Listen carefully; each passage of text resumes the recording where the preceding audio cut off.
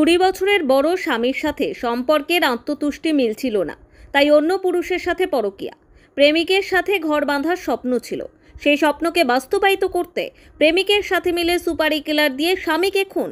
2012 সালের 28শে মার্চ হুগলির পোলবা থানায় খবর আসে পাটনা গ্রামে এক ব্যক্তিকে গলা কেটে খুন করা হয়েছে।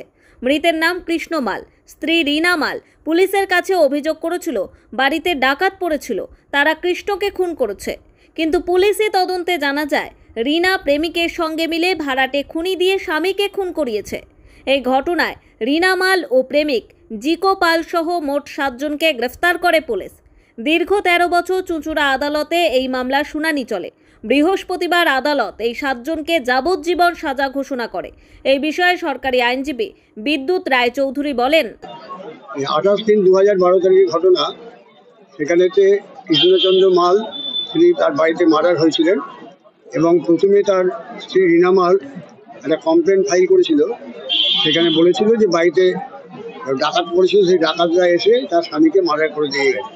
কিন্তু পরবর্তীকালে তদন্তকালে দেখা যায় যে অ্যাকচুয়াল কালপিট হচ্ছেন উনি একজনের সঙ্গে জিকোপাল বলে একজনের সঙ্গে একটা পরকীয়াতে যুক্ত ছিলেন এবং তার সঙ্গে যোগসাজশ করে অন্য সময় বাকি যে 5 জন আসামি তাদেরকে ভাড়া করে নিয়ে এসে তার সম্পত্তি যাতে হাতছাড়া নয় এবং স্বামীর মার্ডার করার একটা উদ্দেশ্য ছিল। স্বামীর সঙ্গে তার বয়সের অনেকটা ডিফারেন্স ছিল এবং যার জন্য তিনি দৈহিকভাবে সন্তুষ্ট ছিলেন না এবং দেখলেন যে আমি যদি পালিয়ে যাই তাহলে আমার সম্পত্তিটা আমি পাবো।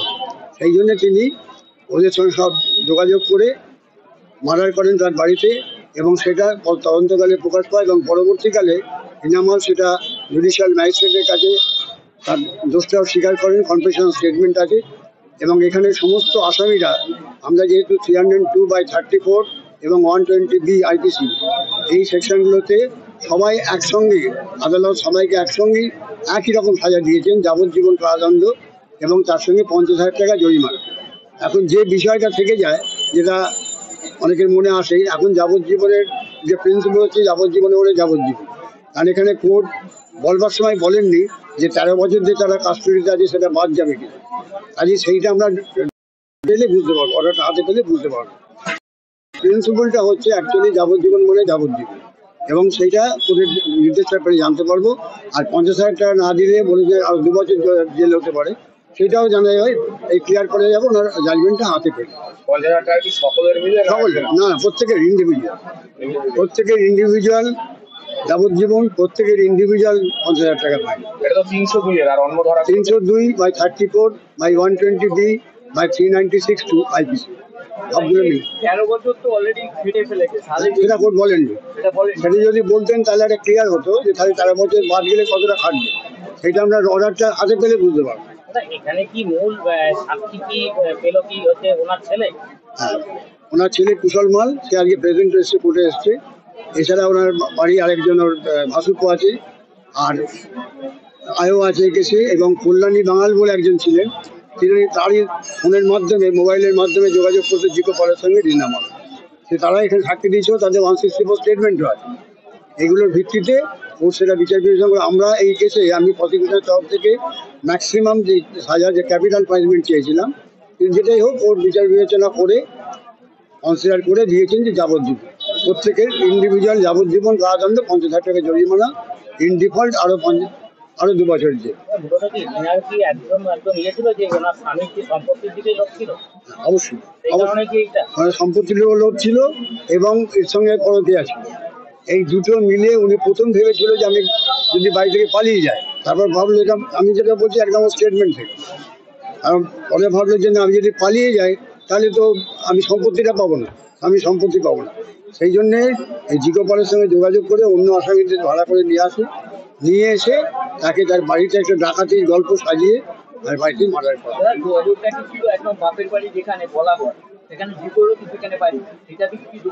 সেইটাকে আমি ক্লিয়ারলি আসেনি, জিকো পালের সঙ্গে যোগাযোগটা হয়েছে।